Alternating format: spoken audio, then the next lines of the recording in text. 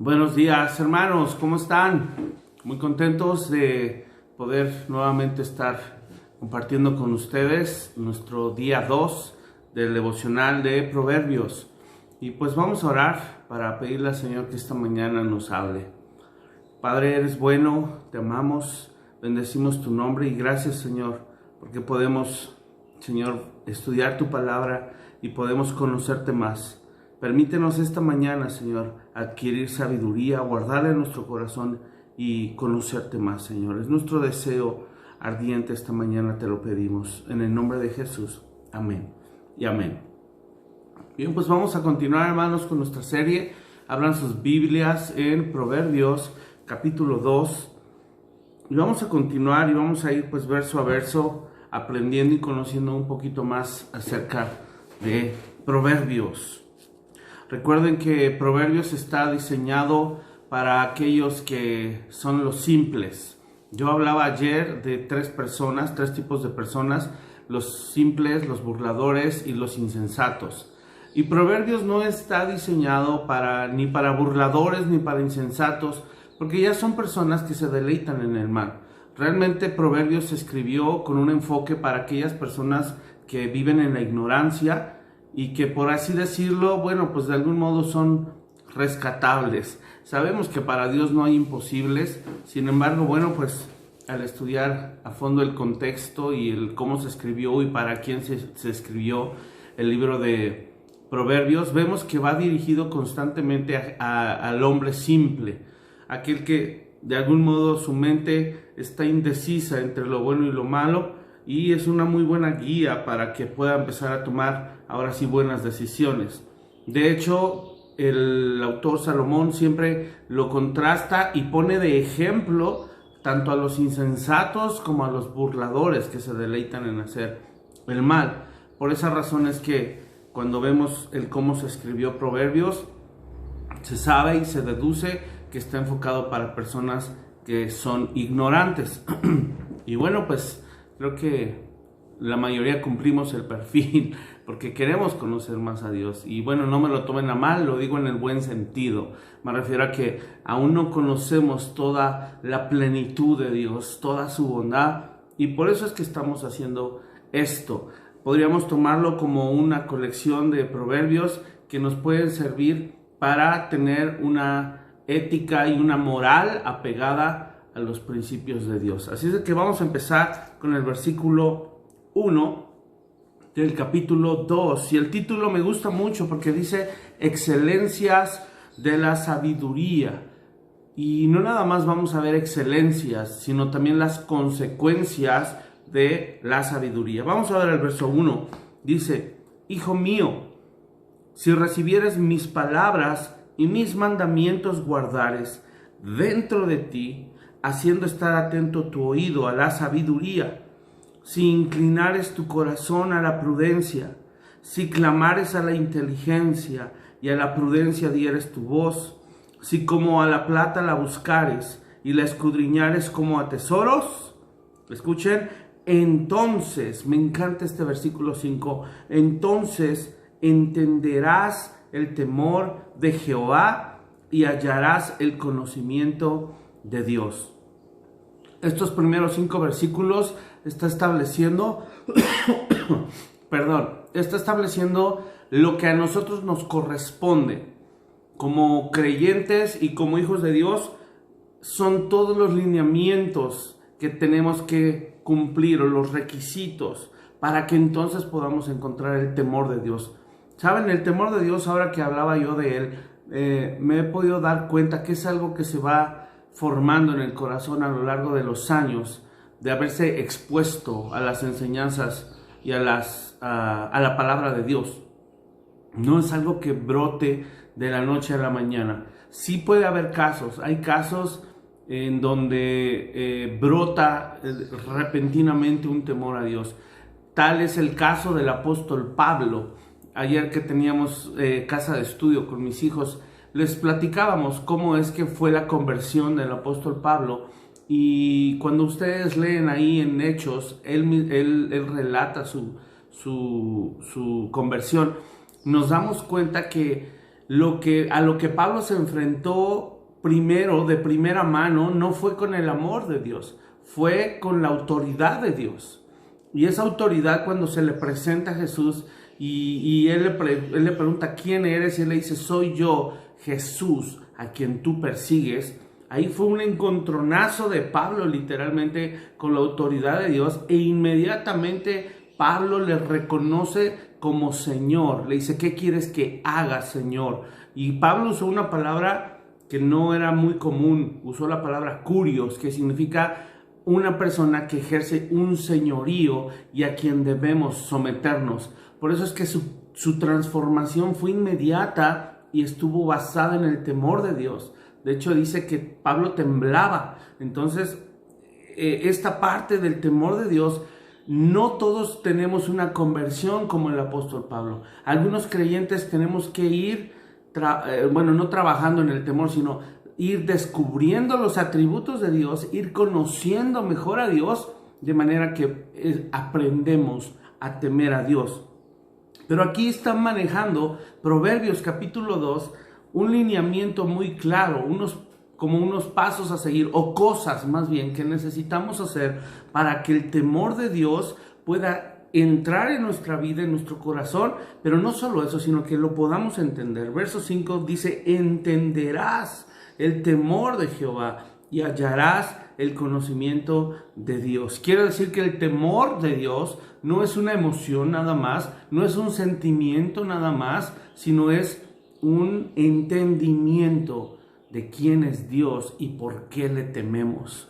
Así es que vamos a desglosarlo rápidamente. El verso 1, pongan atención, primero dice, si recibes mis palabras. Número 1, hay que recibir las palabras. Eso quiere decir que necesitamos tener la disposición en nuestro corazón y en nuestra alma de recibir la palabra. ¿Sabes? A veces encuentro que hay personas que no tienen la intención de recibir la palabra. Si bien podrían ir los domingos a la iglesia, si bien podrían tal vez exponerse a predicaciones y todo, pero una cosa es estar un domingo sentado escuchando una palabra, o ahora que estamos en video, ponerle play a un video de una prédica, y otra cosa es realmente tener la disposición, poner el corazón dispuesto para recibir. Usamos los papás comúnmente la frase con nuestros hijos, te entra por uno y te sale por otro. ¿Qué damos a entender? No tuviste la disposición y el deseo de escuchar mis palabras. Y es lo que Salomón estaba estableciendo con la sabiduría que Dios le dio. Debemos de tener un corazón dispuesto a recibir la palabra de Dios. Y luego dice ahí en el verso 1 después, y mis mandamientos guardares dentro de ti. Y eso es algo que a mí me encanta porque, ¿sabes? Cuando nos exponemos a la palabra de Dios y estamos dispuestos a escucharla, entonces vamos a estar dispuestos a recibirla, a guardarla dentro de nosotros como un tesoro. ¿Sabes? Si tú y yo no valoramos la palabra de Dios, no la consideramos valiosa, no la consideramos que nos va a servir, que nos va a ser útil, pues obviamente no los vamos a poner en práctica, no los vamos a guardar. Es importantísimo esto, hermanos, que en nuestro corazón, si tal vez no sentimos a veces muchas ganas de escuchar la palabra de Dios. He escuchado creyentes que dicen, es que no tengo muchas ganas, no estoy de ánimo. Pero saben, este asunto de la sabiduría, tenemos que ser muy conscientes que no tiene nada que ver con el ánimo, no tiene que ver con tus emociones, de si sientes ganas o no sientes. Nosotros tenemos que aprender a sobreponernos a eso. Por eso en la prédica yo hablaba de cómo sanar y restaurar nuestra alma, nuestras emociones, nuestro intelecto, nuestros pensamientos, nuestro carácter, nuestras decisiones. Todo eso debe estar alineado a Dios. Ahí podemos darnos cuenta perfectamente cuando nuestra vida no está alineada al Espíritu Santo, porque no hay un deseo, no hay un deleite, no se valora la palabra de Dios, mucho menos se va a obedecer la palabra de Dios. Es como un sentido de apropiarnos de la sabiduría porque la valoramos y por eso es que la guardamos dentro de nosotros. Ahora el verso 2 enfatiza esto que yo estoy diciendo. Dice, haciendo estar atento tu oído a la sabiduría. Haz haz que tu oído esté atento, es decir, oblígate. Y esto me trae a remembranza este salmo hermoso que escribió el rey David, que decía: alma, bendice alma mía a Jehová y no olvides ninguno de sus beneficios. ¿Qué significa eso? Que tenemos que obligarnos. Tenemos que decir: yo me voy a obligar a que mi oído atienda, a que mi alma decida alabar al Señor, a que mis emociones estén sujetas, que mis pensamientos también los pueda yo llevar sujetos a la obediencia a Cristo, que yo pueda tomar las decisiones basadas en el temor de Dios, en la sabiduría que he adquirido y en el conocimiento que tengo de su corazón. Porque finalmente entender la voluntad de Dios es simple y sencillamente entender cuál es su deseo y lo que a Él le gusta, lo que a Él le agrada. ¿Ok? Así es de que hay que hacer que nuestro oído esté atento. Esto es importantísimo para los jóvenes también. Cuando yo hablaba acerca de esta generación, jóvenes, si están viendo este devocional, qué bueno, me da mucho gusto. Eso quiere decir que ustedes se están obligando. Espero que no sea papá o mamá que los estén obligando y ándale, vente a sentar porque el pastor nos va a regañar. No los voy a regañar, pero necesitamos también nosotros como papás enseñarle a nuestros hijos, enséñales en este tiempo que ellos tienen la capacidad de decidir y de obligarse a poner atención a su oído y atender a la sabiduría. Después dice: si inclinares. Inclinar es eso, es tener la intención, la disposición, que tengo la tendencia en mi corazón a la prudencia. Qué hermosos versículos. Vamos a continuar con el verso 3. Dice: si clamares. Ahora ya no nada más es obligar mi oído e inclinar mi corazón, sino clamar. Y clamar, no sé si tú sabes, pero clamar es levantar la voz. Es a viva voz, que salga de nosotros como cuando pedimos ayuda, ¿me explico? En esos momentos en donde estamos más agobiados, más cargados, y no te queda nada más que tirarte al piso y llorar y clamarle: Dios, ayúdame, por favor. Clamarle. Pero qué interesante es ver cómo el verso 3 dice: clamarle a la inteligencia y a la prudencia dieres tu voz. Es como decirle: inteligencia, ven, ayúdame, ¿no? Prudencia, obviamente sabemos que son cosas que Dios otorga. No vamos a clamarle a la inteligencia como un ente raro, no, sino que sabemos que son cosas que Dios nos quiere otorgar. Verso 4 dice: si como a la plata la buscares y la escudriñares como a tesoros. Me gusta cómo utiliza ciertos términos y elementos terrenales de valor para ayudarnos a entender. Así como salimos, y lo voy a decir en la Reina Valedora, así como nosotros, aquí está, así como buscamos y salimos todos los días a perseguir la chuleta y valoramos nuestro trabajo y el dinero y los recursos, así es como deberíamos poner empeño en escudriñar, en buscar la sabiduría, la inteligencia, la prudencia, que solo vamos a encontrar en su palabra. Y dice: como a tesoros. Yo recuerdo cuando era niño me fascinaba todo este asunto de los tesoros, la búsqueda del tesoro y los piratas. Y había una película por ahí muy conocida, no sé si les tocó, se llamaba Los Goonies. Eran unos chamacos, unos adolescentes que encontraban un mapa de unos piratas, y entonces, bueno, fue toda una aventura, y resulta que descubren un barco pirata escondido en una cueva cerca del mar, y hay tesoros, y imagínate si tú te encontraras un tesoro, un cofre, ¿no te daría intriga? Y claro que le arrancas el candado y abres el cofre y empiezas a meterte y a ver qué tanto hay ahí. Ahora, es esa sensación, exactamente es el mismo sentir y el empeño que debemos poner cuando escudriñamos la palabra de Dios, porque sabemos que vamos a encontrar sabiduría ahí. Entonces, hagámoslo. Verso 5 dice: entonces, como consecuencia de hacer todas estas cosas, no sé si se dieron cuenta, pero fueron varias, dice: recibir las palabras de Dios. guardar los mandamientos dentro de uno, hacer que nuestro oído esté atento, inclinar nuestro corazón, clamar a la inteligencia, darle voz a la prudencia, buscarla como plata y escudriñar como tesoros. Entonces, dice, entenderás el temor de Jehová y hallarás el conocimiento de Dios. Estos primeros 5 versos, hermanos, nos ayudan mucho a poder entender cuál es la actitud que debemos tener. Y qué mejor que estemos teniendo proverbios que podemos decirlo en dosis pequeñas, en dosis cortas, pero podemos ir día a día estar haciendo esto. Podríamos dejar incluso como hábito tener también parte de nuestro devocional, estar cada mes repasando un capítulo del libro de Proverbios y dejarlo de aquí de por vida. Eso es algo muy valioso. Recuerden, no por coincidencia tienen 31 versículos el libro de los Proverbios. Continuemos en el verso 6. Dice, porque Jehová da la sabiduría y de su boca viene el conocimiento y la inteligencia. Recordemos que la Biblia, hermanos, es una colección de libros inspirados por el Espíritu Santo. Usó a hombres de Dios piadosos que buscaron a Dios de una manera incesante y profunda, y Dios a través de su Espíritu puso en ellos sus palabras.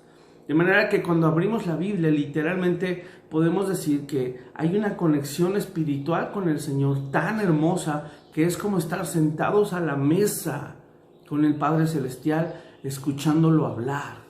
Yo no sé si tú te puedes imaginar el cuadro, pero imagínate estar sentado a la mesa con Dios, el Padre, escuchando hablar y decir palabras sorprendentes, hermosas, maravillosas. No encuentro ni siquiera adjetivos para poder describir cómo serían esas palabras. Pero sabes, no tenemos que estar literalmente sentados a la mesa con el Padre, porque tenemos su palabra. Y su palabra contiene todas esas palabras maravillosas que a veces somos tan superficiales que no queremos ahondar. Queremos dejar todo a un nivel y no queremos ir más allá. Por eso la palabra de Dios no nos sorprende, porque lo queremos facilito, lo queremos pelado y en la boca. No queremos poner un esfuerzo nunca. Pero qué mejor en este tiempo que sí tenemos el tiempo para poder desarrollar ese deseo profundo por su palabra. Pero no perdamos de vista que es de su boca. Cada vez que estamos leyendo esto, imagínate a Dios hablando. Cada vez que abres tu Biblia, cada vez que escuchas una predicación, es Dios hablando y de su boca saliendo conocimiento, inteligencia, vida, verdad, poder, todo eso y todo aquello que nos limpia, que nos transforma, que nos conmueve. Por eso dice la misma palabra que toda escritura es inspirada por Dios y útil. Útil, ¿por qué? Porque produce algo, sirve para algo. Así es de que valoremos su palabra. Dice después verso 7, Él provee de sana sabiduría a los rectos. Quiere decir que así como Él nos provee también el sustento diario, Él nos provee de esa sabiduría. Recuerden que la sabiduría es un recurso divino, no es algo que se produce humanamente. Somos incapaces de producir la sabiduría. La sabiduría literalmente es una revelación de Dios, de sus atributos, de su corazón, de su voluntad, de sus deseos, lo que a Él le gusta y le agrada. Eso es la sabiduría. Entonces, busquémosla porque solo Dios la puede proveer. Después dice ahí, es escudo a los que caminan rectamente. Es el que guarda las veredas del juicio y preserva el camino de sus santos. Esto me encanta porque cuando vivimos en sabiduría, cuando somos inteligentes, y recuerda que Pablo pedía inteligencia espiritual, no estamos hablando del intelecto o de la capacidad mental humana, estamos hablando de la inteligencia también que proviene de Dios. Cuando actuamos de manera inteligente, sabia, prudente, eso va a ser una protección. Y tú te vas a ir dando cuenta a lo largo de todos estos devocionales, todo este mes, te vas a dar cuenta cómo hay muchos casos en donde los proverbios te ponen situaciones donde te dice, si hay conflictos, no te metas. Si pasa esta situación, no te metas. Si pasa esto, ta. Acuérdate que es como un código ético y moral de cómo es Dios y cómo desea que actuemos. Y eso, alinearnos a eso nos va a proteger. Por eso dice que es un escudo. Por eso dice que Él guarda las veredas del juicio y preserva el camino de sus santos, es decir, tú y yo. Verso 9 dice, entonces entenderás justicia, juicio y equidad y todo buen camino. Y aquí hago una pausa porque esta es la segunda vez que en Proverbios se utilizan estas tres palabras. Son muy importantes. Justicia, juicio y equidad. E investigando un poquito más a fondo en la concordancia, quiero desglosar brevemente estas tres. Justicia, juicio y equidad es algo que vamos a ver constantemente en Proverbios. Así es de que es importante entenderlo. La justicia literalmente es la ética y la moral de la que yo estaba hablando. Es la ética y la moral de Dios. Es la rectitud. Eso es la justicia. Es algo que no podemos cambiar en el corazón de Dios. No podemos en ningún momento pensar que Dios es inmoral. Porque hasta suena fuerte, ¿no? No podemos pensar en ningún momento que Dios no tenga ética. Si pensamos en cuestiones laborales, hasta se maneja un término, ética laboral, que te sabes comportar en el trabajo. Y hay un código. Ahora imagínate que Dios no tuviera ética, sería algo absurdo. Es como si Dios no tuviera rectitud.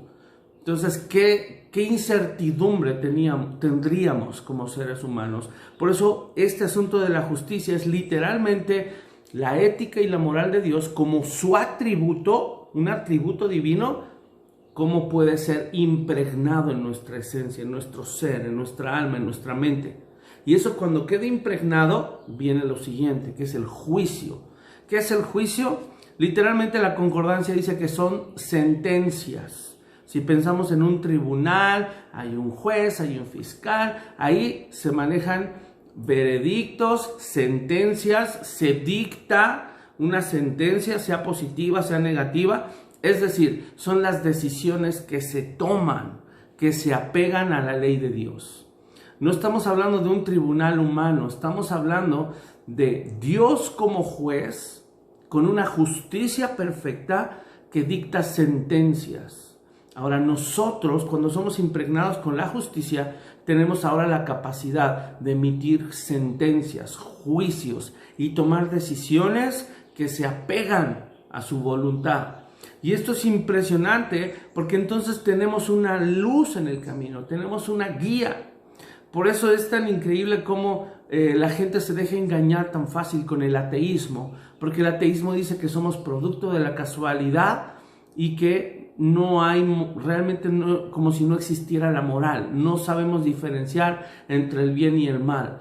¿Qué guía y qué luz y qué parámetro nos dejaría si siguiéramos el ateísmo? Y ateísmo es literalmente sacar a Dios de la jugada, hacer que no existe. Y eso es imposible. Como seres humanos necesitamos una guía. Y por eso tenemos a un Dios justo, recto, moral, ético, que nos marca sus sentencias, nos marca cómo debemos tomar decisiones, cómo nosotros debemos apegarnos a su ley. Esto es maravilloso. Y por último viene lo tercero, que es la equidad. Acuérdense, justicia, juicio y equidad. Y estas tres van juntas. Y la equidad me llamó mucho la atención su significado. Significa llanura. Llanura es decir, una tierra plana, como una planicie. Rectitud también. Caminar de una manera agradable. Si ya no nada más el término literal, pero si ya lo aplicamos a lo que estamos estudiando, es caminar de una manera llana, de una manera que no hay altibajos, que no hay baches, ¿no? Yo cuando estudiaba esto me acordaba en el pasado, seguramente cuando había estas famosas diligencias o carrozas, pues los caminos no estaban apisonados, no estaban aplanados, no había una Secretaría de Comunicaciones y Transportes que se dedican a construir carreteras, no existía nada de eso. ¿Y cómo han de haber sido los viajes? Todos, ¿cómo se dice? Con baches, con hoyos, subidas, bajadas. Ha de haber sido muy incómodo. Ahora, la vida del creyente debe ser una vida de equidad. Que nuestra vida se mantenga siempre en el mismo nivel plano, como decía yo, sin altibajos. Y esto, ¿saben? Inminentemente tiene que afectar a otros, porque la equidad tiene que ver cómo nos conducimos hacia los demás, de una manera equitativa, de una manera equilibrada, que no le damos preferencias a unos ni a otros. Por eso el vivir en justicia, el vivir con juicio y el vivir en equidad va a resultar en tu comportamiento hacia tu prójimo. Y por eso es tan importante. Qué increíble es Dios, que nos impregna de sus atributos como la justicia, nos ayuda a entender el juicio, a dar buenas sentencias, tomar buenas decisiones apegados a su ley, para que vivamos de una manera equitativa, en equidad también, y podamos bendecir a otros.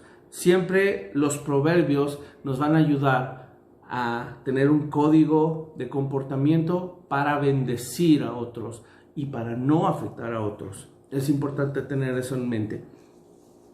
Sigo el verso 10. Cuando la sabiduría entrare en tu corazón y la ciencia fuere grata a tu alma, escucha, cuando la sabiduría entrare a tu corazón, y acuérdense que el corazón para los judíos era todo lo que involucraba la mente, los pensamientos, la voluntad, lo que yo hablé.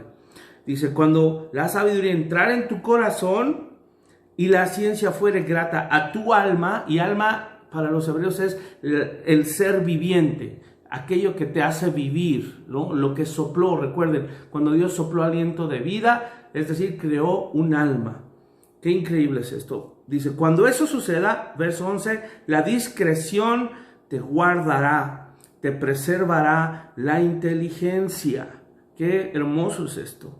Y después, fíjate, estos son consecuencias, recuerden, ¿qué va a pasar si la sabiduría la buscamos, la procuramos y ya va a entrar en nuestro corazón? Y la ciencia, que yo dije ayer, es conocimiento, va a ser grato a mi alma. La discreción me va a guardar. Una persona discreta es aquella que sabe tomar buenas decisiones, se sabe callar la boca cuando se tiene que callar la boca.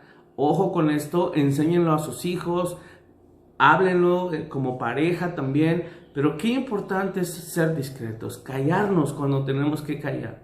Y otra, hablar cuando tenemos que hablar. Y lo único que nos va a hacer capaces de dominar este arte, de callarnos cuando tenemos que callar y hablar cuando hay que hablar, es la sabiduría. Y eso nos va a proteger también de conflictos, de amarguras, de pleitos, de asuntos de ira, de enojo en nuestro corazón. Y nos preservará la inteligencia. Ahora, siguen las consecuencias, cosas buenas. ¿Qué más va a suceder? Verso 12, para librarte del mal camino de los hombres que hablan perversidades, que dejan los caminos derechos para andar por sendas tenebrosas, que se alegran haciendo el mal, que se huelgan, eso es que se gozan en las perversidades del vicio, cuyas veredas son torcidas y torcidos sus caminos. Es decir, si somos prudentes, sabios, y todo eso entra en nuestra vida, en nuestra mente, en nuestro corazón, en nuestra alma, nos va a mantener alejados de ese tipo de personas. Ya lo hablamos, hermanos, sean diligentes con esto de las relaciones, con qué tipo de personas nos relacionamos. Y si te diste cuenta, aquí en estos versículos del 12 al 15, habla de personas de las otras categorías, burladores e insensatos. ¿Sí? ¿Sí está claro esto? Entonces le está hablando Proverbios a gente simple que está indecisa, no sabe qué está bien, qué está mal, y nos pone un código ético y moral muy claro, atributos de Dios, algo divino, una luz que seguir, y lo compara y lo contrasta con aquellos que ya se deleitan en el mal y rechazan la verdad, burladores e insensatos. Verso 16 dice, serás librado. Híjole, esto cómo me impresiona, porque este versículo se menciona muchísimo a lo largo de todo el libro de Proverbios. Se menciona varias veces. Serás librado de la mujer extraña, de la ajena, que halaga con sus palabras la cual abandona al compañero de su juventud y se olvida del pacto de su Dios. Cuando dice serás librado de la mujer extraña, de la mujer ajena, en la antigüedad propiamente se refería a prostitutas, mujeres inmorales que buscaban arrastrar a los hombres a caer en adulterio.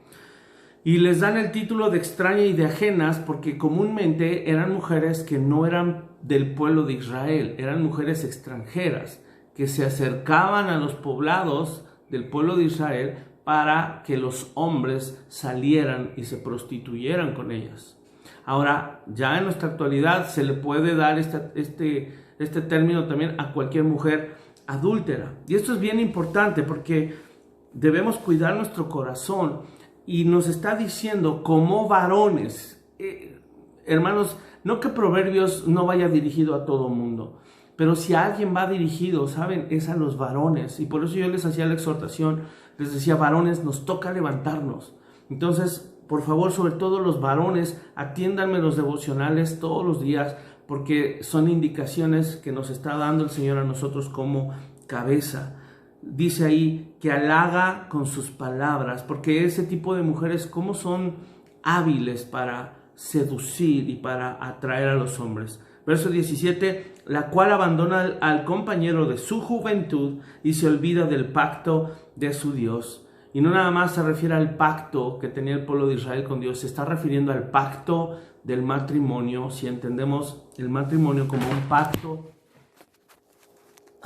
perdón, un accidente, como un pacto, el pacto que hicimos delante de Dios para poder pasar el resto de nuestros días con una mujer o con un varón en el caso de las mujeres. Entonces, qué triste es esta parte, que son mujeres que se olvidan del pacto del matrimonio, el cual es sagrado.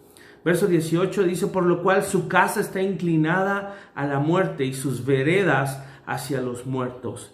Todos los que a ella se lleguen, sigue hablando de la mujer adúltera, todos los que a ella se lleguen no volverán ni seguirán otra vez los senderos de la vida. Hermanos, si hay un pecado que nos lleva a la muerte, es el pecado sexual, el pecado de inmoralidad. Y es un pecado que podría decir en la última década o 2 décadas, ha estado atacando también a las mujeres. Sabemos que el enemigo ha sido muy hábil y a quien más ataca en esta área es a los varones por ser la cabeza.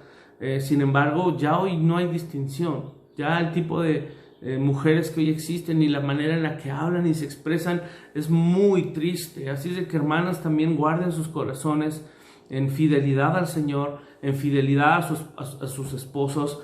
Varones, enseñemos esto a nuestros hijos, enseñemos esto a nuestras hijas, cómo conducirse en el temor de Dios, en la sabiduría de Dios, y que esto no sea ni pensarlo, no es una opción siquiera, hermanos. Lo triste es que es algo que se va gestando en lo oculto, por eso debemos de tener mucho cuidado de ahora tener una cercanía con nuestros hijos, y creo que este tiempo también sirve para que hablemos con nuestros hijos de cosas que antes no hubiéramos hablado o que no hemos hecho, como hablar de sexualidad. Así es de que, por favor, tarea, hablen de sexualidad con sus hijos. Dice después, verso 20, ya estamos terminando. Así andarás por el camino de los buenos y seguirás las veredas de los justos, porque los rectos habitarán la tierra y los perfectos permanecerán en ella. Y fíjate el contraste. Mas los impíos serán cortados de la tierra y los prevaricadores serán de ella desarraigados. Y hasta ahí termina. Qué hermosa enseñanza estamos teniendo en Proverbios. De verdad mi corazón se deleita, hermanos, el poder hacer esto. Y espero que ustedes lo estén disfrutando como yo. Y si no, pues ya saben, primeros 5 versículos, tenemos que obligarnos y pedirle al Señor, Dios, dame un corazón para que yo pueda valorar tu palabra. Bueno, hermanos, les amo, espero que esto haya sido de bendición y vamos a orar. Padre, que tu palabra, Señor, el día de hoy nos ayude a entender cómo buscar la sabiduría. Queremos valorarla, Señor, queremos buscarla, queremos procurarla. Señor, sabemos que la sabiduría solamente proviene de ti. Danos sabiduría y haznos crecer en ella. Danos inteligencia espiritual, porque será un escudo a nuestra vida, Señor. Padre, ayúdanos a ser discretos con nuestras palabras. Señor, ayúdanos a entender la justicia, el juicio, la equidad. Padre, y ayúdanos a mantenernos lejos, Padre, de los burladores, de los insensatos. Y Señor, no queremos seguir siendo simples. Queremos conocerte más. Es nuestro deseo y nuestra oración. Padre, gracias porque eres bueno y nos amas, nos cuidas y nos alimentas en este tiempo. Oramos en el nombre de Jesús. Amén y amén. Hermanos, les amo. Fue una bendición el día de hoy y esperamos el día de mañana poder subir el siguiente devocional. Que Dios les bendiga. No olviden, les recuerdo, es cumpleaños de mi esposa. Échenle una llamadita, nos va a dar gusto escucharlos. Y aprovechamos, por favor, que sea en videollamada. Me tienen muy olvidados. Hasta hoy solo he recibido 4 videollamadas. Así es de que, por favor, no es un jalón de orejas, pero los quiero ver, los quiero escuchar. Tampoco los quiero obligar. Muchos me dicen, es que nos da pena. Pues báñense, maquíllense y manden y márquenos, por favor. Les amo mucho y espero verlos pronto en videollamada. Bendiciones.